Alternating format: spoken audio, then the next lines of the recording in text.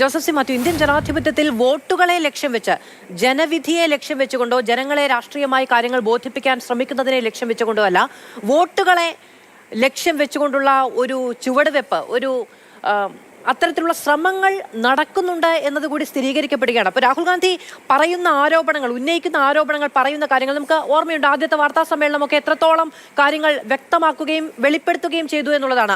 ആ സമയത്ത് ഒരുപക്ഷെ ആ വാർത്താ സമ്മേളനത്തോട് മറുപടി പറയാൻ എന്തുകൊണ്ട് ഇലക്ഷൻ കമ്മീഷൻ തയ്യാറാകുന്നില്ല എന്ന ചോദ്യമാണ് ഉണ്ടാകുന്നതെങ്കിൽ, ഇപ്പോൾ മണിക്കൂറുകൾക്കുള്ളിൽ തന്നെ, ആദ്യം നേരിയ തോതിലും പിന്നീട് മണിക്കൂറുകൾക്കുള്ളിൽ തന്നെ വളരെ കാര്യമായതിനോട് പ്രതികരിക്കുന്ന ഒരു ഇലക്ഷൻ കമ്മീഷനെ കൂടി നമുക്ക് കാണാൻ കഴിയുന്നുണ്ട്. വോട്ട് ചോരി എന്ന ആരോപണം കൂടുതൽ സജീവമാവുകയും അതിനുള്ള മറുപടി ഇന്ത്യക്ക് ലഭിക്കണം എന്ന കാര്യത്തിൽ കുറച്ചുകൂടി വ്യക്തത വരികയുമാണോ?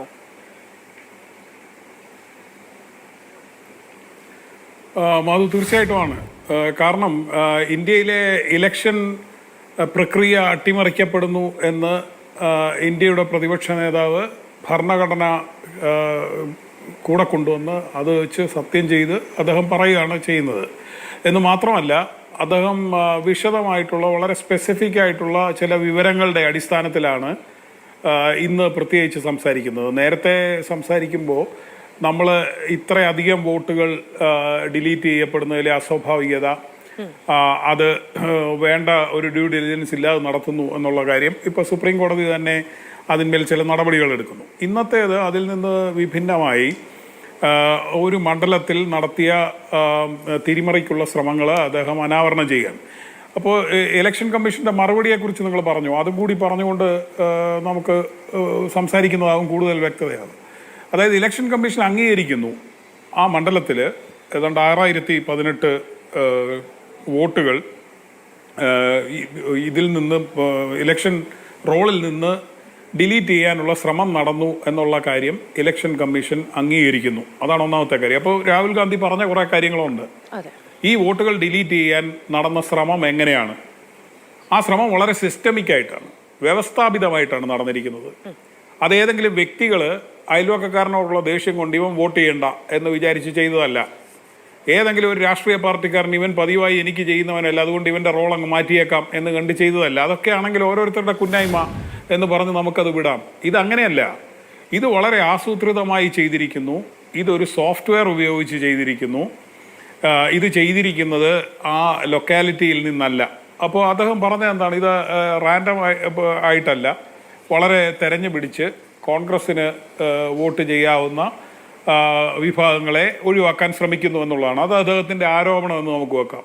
പക്ഷേ ആ പോളിംഗ് ബൂത്തിലെ ഒന്നാമത്തെ വോട്ടറെ തിരഞ്ഞെടുക്കുകയും ആ വോട്ടർ ഈ ഏതാനും വോട്ടർമാരുടെ ഒരു ലിസ്റ്റ് കൊടുത്തുകൊണ്ട് ഡിലീഷനുള്ള ആപ്ലിക്കേഷൻ ഫോം 7 ഫയൽ ചെയ്യുകയും ചെയ്യുന്നു എന്നുള്ളതാണ് പ്രതിപക്ഷ നേതാവ് ചൂണ്ടിക്കാണിച്ച കാര്യം.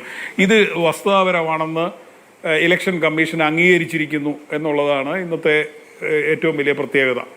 അപ്പോൾ ഇവിടെ ആസൂത്രിതമായിട്ട് മണ്ഡലത്തിന് പുറത്തു നിന്ന് ഏതോ ശക്തികൾ ഇലക്ഷൻ പ്രോസസ്സിനെ അട്ടിമറിക്കാൻ ശ്രമിച്ചു എന്നുള്ള വിവരം ചീഫ് ഇലക്ഷൻ കമ്മീഷണർക്കും അദ്ദേഹത്തിൻ്റെ ഓഫീസിനും ഏതാണ്ട് 2 വർഷമായിട്ട് അറിയാം.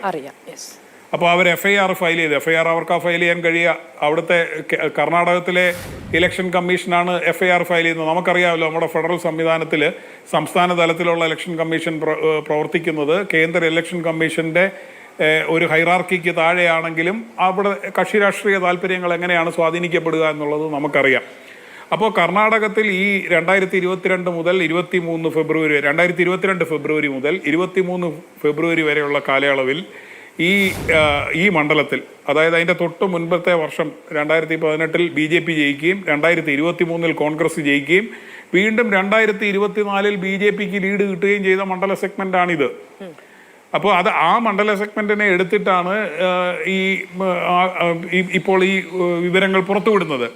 എനിക്ക് തോന്നുന്നത് തുടർന്നുള്ള ദിവസങ്ങളിൽ അദ്ദേഹം പറയാൻ പോകുന്നതിൽ 2024 എങ്ങനെയാണെന്നുള്ളതും കൂടി ഉണ്ടായേക്കാം എന്ന് ഞാൻ അനുമാനിക്കുന്നതാണ്. എന്ത് തന്നെയായാലും പറഞ്ഞ വിഷയങ്ങളുടെ അടിസ്ഥാനത്തിൽ നമ്മൾ ഇതുവരെ നിഷേധിക്കപ്പെടാത്ത വസ്തുത, ഇലക്ഷൻ കമ്മീഷനും അംഗീകരിക്കുന്ന വസ്തുത, ആസൂത്രിതമായി ഈ മണ്ഡലത്തിലെ വോട്ടർമാരെ തെരഞ്ഞു പിടിച്ച് പുറത്താക്കാനുള്ള ഒരു ശ്രമം നടന്നിരിക്കുന്നു. അത് ഈ പറഞ്ഞ പോലെ ആക്സിഡന്റലായിട്ട് പിടിക്കപ്പെട്ടത് കൊണ്ട് കുറെ കാര്യങ്ങൾ തടസ്സപ്പെടുത്തിയിരിക്കുന്നു. അപ്പൊ ഇന്ത്യയുടെ ഇലക്ഷൻ പ്രക്രിയയെ അട്ടിമറിക്കാൻ ഒരു ശ്രമം നടക്കുന്നു. അത് സോഫ്റ്റ്വെയർ ഉപയോഗിച്ച് നടക്കുന്നു എന്ന് വന്നു കഴിഞ്ഞാൽ അതിന്മേൽ ഇലക്ഷൻ കമ്മീഷൻ എന്ത് നടപടിയാണ് എടുത്തത്? ഒരു FIR ഞങ്ങളുടെ അവിടുത്തെ ഉദ്യോഗസ്ഥൻ 2023 ഫയൽ ചെയ്തിരുന്നു എന്ന് പറഞ്ഞാൽ ഈ 2025 മധ്യമാകുമ്പോൾ നമുക്ക് അതുകൊണ്ട് തൃപ്തിപ്പെടാൻ കഴിയുമോ? ഇവിടുത്തെ ഇലക്ഷൻ പ്രക്രിയയെ അട്ടിമറിക്കാനുള്ള ശ്രമം പ്രതിപക്ഷ നേതാവാണോ ചൂണ്ടിക്കാണിക്കേണ്ടത്? അതാണ് അദ്ദേഹം ചോദിക്കുന്നത്. അതിന്മേൽ ആർക്കെതിരെ നടപടിയെടുത്തു? ആരാണിത് ചെയ്തതെന്ന് കണ്ടെത്തിയോ? ഇത് IP ഡെസ്റ്റിനേഷൻ ഉള്ളതല്ലേ? അപ്പോൾ കൃത്യമായിട്ട് ആ സിസ്റ്റം കണ്ടെത്താമല്ലോ. ഇവിടെ ഫേസ്ബുക്കിലൂടെ ഒരു മെസ്സേജ് ഇട്ടാൽ അതിന്റെ പുറകെ പോകുന്നുണ്ടല്ലോ. ലോകമടക്കമുള്ള വിവരങ്ങൾ കൈമാറി എന്ന് പറയുകയാണെങ്കിൽ ഈ കാലയളവിൽ നടക്കുന്നുണ്ടല്ലോ. അതെ, എന്തുകൊണ്ട് അതിന് പിന്നിലുള്ള തൽപര കക്ഷികളെ കണ്ടെത്താൻ കഴിഞ്ഞില്ല എന്നുള്ളത് ഒരു ചോദ്യവുമാണ്.